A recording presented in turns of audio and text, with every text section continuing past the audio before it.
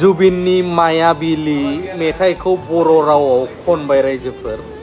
बेखौ खनदों मानगोनां सुलेखा मेडाम बा बायदेवा। आरो बे मेथाइखौ दिरुननायाव गोगोमैनो बिहोमा दं।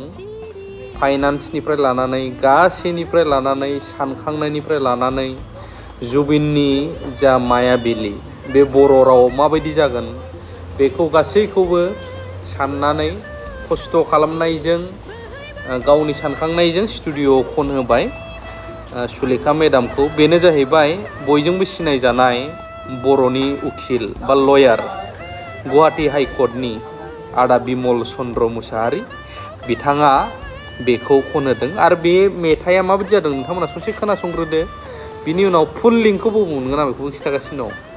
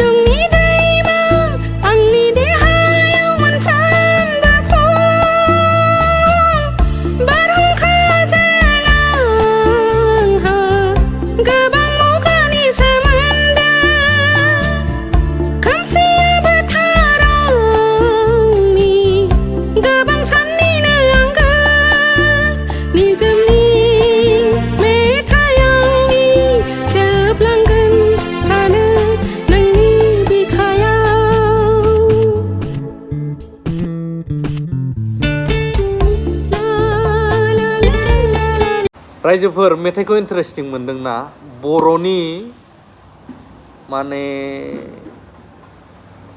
दाउ मैना हिरा होनबाबो खम जागोन बिथांजो सुलेखा मेडाम खननाय नैबे राव सोलायनानै खनबाय बर' राव। आंथ' जोबोद मोजां मोनदों। बेखौ फुल मोननोब्ला नोंथांमोना डिसक्रिपसनाव थांनानै चेनेलनि लिंक होदों आं, बावहाय क्लिक खालामनानै साबस्क्राइबबो खालामनानै लादो आदा बिमलनि चेनेल। आरो नोंथांमोना खोनासंदोबो माबायदि जादों बेखौबो कमेन्ट हो रायजोफोर दे।